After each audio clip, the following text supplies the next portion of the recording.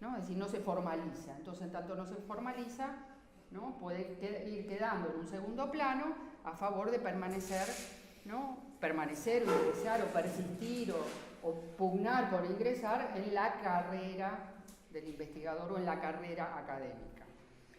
De alguna manera me parece que este contexto de ajuste abre, ¿no?, entre otras cosas, ese debate, nos permite revisar críticamente ese sistema que se ha ido afinando y que nos ha constituido también identitariamente, ¿no? Nos hace jugar, ¿no?, y posicionarnos en distintos ámbitos en torno a esas reglas que se han ido afinando y se han vuelto también bastante artificiosas. Entonces, bueno, tomando ese contexto más general, diría que la pregunta por la utilidad, ¿no?, resulta una pregunta muy interesante porque uno podría decir, bueno, hay distintos aspectos teóricos que uno podría recuperar, desde la tradición del utilitarismo, ¿no?, desde la reivindicación de la inutilidad también, donde está planteada en el terreno de los estudios sobre el arte, ¿no?, sino, ¿no?, en qué medida buena parte de los estudios sobre la literatura, sobre el arte en general, la literatura, ¿no?, uno podría decir, bueno, hay una pregunta, un sentido que podría tener que ver con la inutilidad relativa, pero también una pregunta por la utilidad en sentido más estricto, diría, bueno, los saberes vinculados con el arte, la literatura, tan importantes producidos en el campo universitario, tienen una productividad y una aplicación, una derivación, si miramos el conocimiento en su movimiento y no en su carácter fijo y situado, en el campo editorial, en el campo, ¿no?, en el campo del sistema de la formación, en el sistema educativo, en el campo de las políticas públicas, ¿no? Es decir, entonces ahí la pregunta por la utilidad es válida también para aquellas disciplinas o saberes que uno percibiría que son improductivos o que son inútiles en un sentido más ilustrado o clásico, ¿no?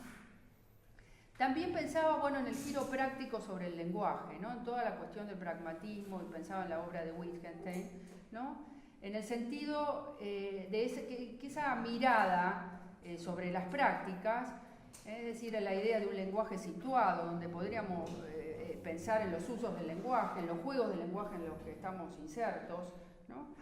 Ahí hay dimensiones que tienen que ver, pensaba en la obra de Rorty, por ejemplo, también, ¿no?, es decir, donde la cuestión de la utilidad y también la cuestión de los usuarios del lenguaje pasa a ser una cuestión interesante también para nosotros, ¿no?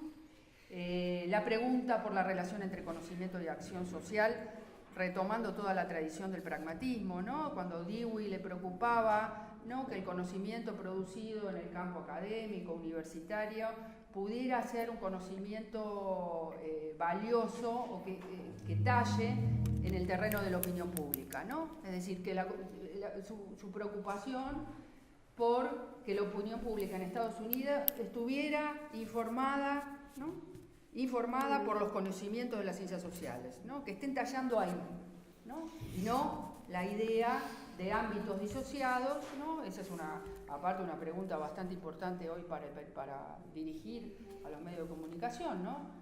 Cuando vemos la calidad del periodismo, la pésima calidad del periodismo, donde los buenos periodistas son aquellos periodistas mejor formados en temas de género, en temas científicos, es decir, uno ya los puede nombrar a esas personas, ¿no?, esos periodistas que, ¿no?, con un buen uso, ¿no?, con una buena formación en temas específicos, hacen un uso, y ahí la palabra uso es muy importante, un uso importante de esos saberes para el tratamiento de las noticias y el tratamiento periodístico de distintos temas, ¿no?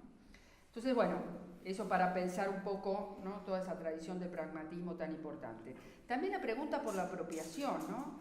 Pensaba, bueno, toda la tradición de Michel de Certeau, ¿no?, en la invención de lo cotidiano, cuando de Certeau se preocupa por, digamos, el papel de los medios, los fenómenos vinculados con el consumo, pero también las prácticas de lectura, etcétera, ¿no? Ahí hay una mirada sobre los fenómenos de apropiación que pasa a ser muy interesante, ¿no? Es decir, que no solo qué producimos, sino la inquietud por qué hacen los otros con estos saberes.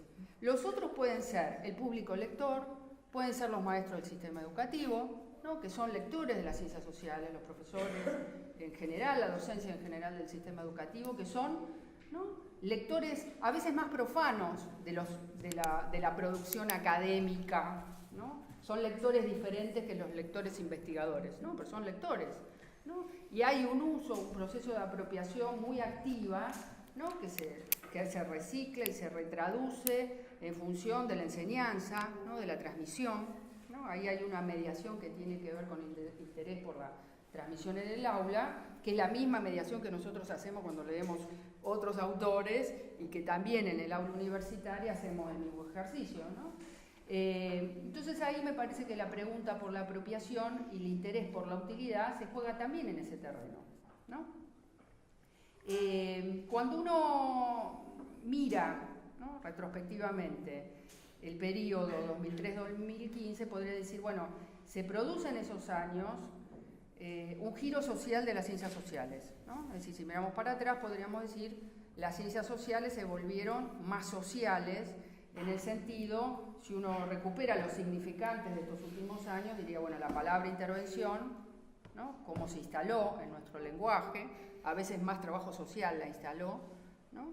Algunas carreras, algunas disciplinas muy interpeladas a nuevas prácticas en el territorio, ¿no? Con actores sociales, etc.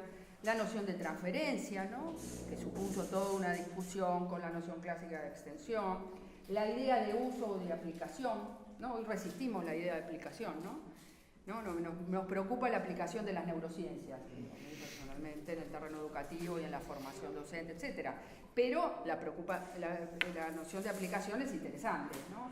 Entonces, bueno, como esa noción que uno hoy puede releer en clave de los sesgos que pueda tener las políticas de aplicación de otros conocimientos que uno no suscribiría directamente en su transferencia a un ámbito, como en este caso el sistema educativo, sí debemos reconocer que el interés por la aplicación estuvo planteado por la transferencia, ¿no?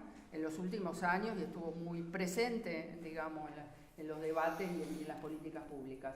La noción de divulgación, popularización de la ciencia, etcétera, distintas expresiones que también tienen que ver con la utilidad, ¿no? Es decir, esas ciencias sociales, si uno ubicara en qué instancia se produjo, uno puede leer la utilidad de las ciencias sociales y de las humanidades en general, ¿no? Saliendo del ámbito de la institución universitaria o de la institución de producción científica. Las políticas públicas, ¿no? Los programas del Ministerio de Educación, antes y ahora también, ahora podríamos decir hay otra utilidad que tiene que ver con reclutar saberes del campo empresarial privado, ¿no? Que hay saberes ahí, uno puede calificarlos de tal o cual manera, rechazarlos, impugnarlos, pero hay técnicas, saberes de otras características, etcétera, de otra procedencia, que hay un proceso de transferencia de ese conjunto de saberes, técnicas, etcétera, ¿no? ligadas con el coaching, ligadas con la lógica de la competitividad empresarial, etcétera, que se transfieren al ámbito de las políticas públicas. Eso está sucediendo hoy. Y uno ve muchos diseños de políticas y de programas, etcétera, ese fenómeno. Uno podría decir antes, ¿no? en años anteriores, muchos de los programas creados en distintos ámbitos de las políticas públicas estuvieron imbuidos, estuvieron las ciencias sociales ahí, porque somos portadores de saberes y vamos con esos saberes a distintos ámbitos, ¿no? Por eso es interesante ver el conocimiento académico, en este caso las ciencias sociales y las humanidades, en su movimiento, más que en su circulación, ¿no? Entonces, políticas públicas, ahí ha habido una gran utilidad, ¿no? Movimientos de la sociedad civil, ¿no? Uno podría decir, ¿cómo, no? el movimiento de derechos humanos, el movimiento de la defensa del medio ambiente, ¿no? las luchas contra el extractivismo, etcétera, etcétera, etcétera. En distintos campos hay allí, ¿no? una utilidad de los saberes de las ciencias sociales, de las humanidades, de otras disciplinas también, que ha sido muy potente, ¿no? muy potente, ¿no? Y también el terreno de la opinión pública, los medios masivos, etcétera.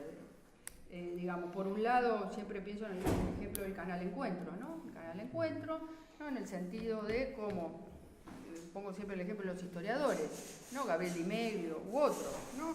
Esa experiencia, ¿no? de transitar a otro ámbito, sentarse con otros interlocutores, ¿no? especialistas en formato televisivo, técnicos, etcétera, para diseñar, ¿no? para producir una especie de traducción o de producción de conocimiento con otras perspectivas, pensando en un público más amplio, en un destinatario mucho más amplio, ¿no? Ahí hay un proceso de reutilización, podríamos decir, de las ciencias sociales con otros sentidos y para que sea apropiada de otras maneras buena parte de sus saberes.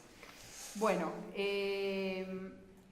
la otra cuestión que quería señalar tenía que ver con esta mirada comparada, ¿no? De dos momentos históricos que señalaba antes, en relación a las ciencias sociales. Un poco en ocasión de releer dos libros producidos, uno en Rosario y otro editado por la Universidad Nacional de Rosario en 1999, compilado por Nicolás Rosa, ¿no? Un referente del campo de la literatura, titulado Memoria de un encuentro sobre la constitución de los estudios de posgrado en el campo de las ciencias sociales, producido en 1999, ¿no? Comparar aquel momento, ¿no? Muy escéptico, ¿no? Donde había una tensión entre las miradas de aquellos referentes de ciencias sociales vinculados con las políticas de educación superior, con la ley de educación superior, que estaban mirando el sistema universitario, como puede ser Ernesto Villanueva o el rector, ¿no? En tensión con la mirada de otros actores, Nicolás Casullo, Horacio González, Héctor Smukler, Aníbal Ford, ¿no? Alicia Entel, había, ¿no? Varios referentes, ¿no? Del campo de las ciencias sociales, donde uno quisiera ubicar como cuáles eran los tres temas de debate que se planteaban en las exposiciones de ese momento. Por un lado, la mirada de un tipo como Villanueva, que estaba preocupado por una mirada comparada del sistema universitario argentino respecto de otros países. Es decir, un sociólogo mirando la situación de las universidades desde una perspectiva más sistémica y comparada, ¿no? Es decir, ¿no? La CONIAU, ¿no? La política de incentivos, es decir, la idea de cómo modernizar un sistema, ¿no? En un momento donde había una gran resistencia, porque el fenómeno estaba transcurriendo, ¿no? Y sabemos toda la reacción crítica que tuvo en su momento la Ley de Educación Superior, después el programa de incentivos, ¿no? Temas que han sido estudiados, inclusive en tesis de posgrado, etcétera, ¿no? El trabajo de Sonia Araujo lo recomiendo, por ejemplo. Es decir, cómo impactó la política de incentivos sobre los planteles docentes, cuando en los planteles docentes había algunos con exclusiva y otros con dedicación simple, pero el canon de lo que había que producir en investigación y el canon de tener que investigar se aplicaba en forma común y casi homogéneamente, más allá de la desigualdad de dedicaciones, ¿no?